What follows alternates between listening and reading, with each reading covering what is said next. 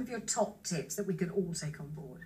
Sure. Okay. I mean, the first step is to be honest. You know, we mentioned it earlier. You've got to be honest with what you're doing. So devise an honest budget, and I mean honest. I mean look at everything. And honest budget. None of this fibbing and none of this. I can have it because it's not expensive. Right? Exactly. Yeah. You've got to be very mercenary. You've got to throw out everything that you don't need, that you genuinely don't need. Absolutely, absolutely. Yeah. And if you've done it before, you think you've done it before, but you haven't. Do it again and do it properly. Oh, it's a horrible fellow. Or are we knocking on your door? You're horrible, you are.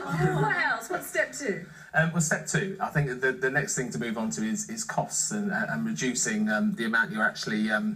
So cut out all that unnecessary spending and really think about it. Think about it bit by bit by bit, and you'll find there's stuff in there. I mean, things like how much do you spend on coffee, and calculate how much that will be. Take away coffees. If you spend £10 a week, that's obviously £520 a year. That's an enormous amount that could be locked off your love tap water. Learn to love tap water. Use McClellan, you're a bad influence on everyone to listen to.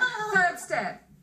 Third step, then you need to switch around the stuff you've got to try and make it cheaper. So things like, so what we're talking about here is insurance, you know, all your costs. So you've got all your household bills. So get them all out, lay them out, go through them one by one, go online, use comparison websites and find cheaper deals. What else can we do?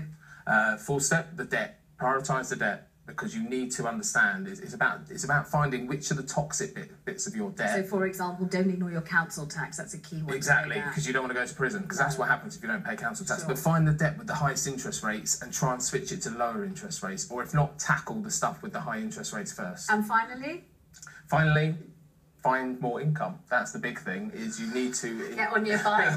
Yes. Well, there's novel little things. It's not just about finding a new job. There's things you can be doing online, all sorts of novel things, like you can be filling in surveys for companies and things like that, and they'll pay you 50p a time. All these little things add up, and it all makes a difference. No wonder she looks a little pale and worried. People listening feel a little faint. Thank you very much, Hannah. Very good luck to you. Liz and Andrew will be back after the break, as will Ben, with his reasons to be cheerful on this, the day that is the gloomiest of the entire year.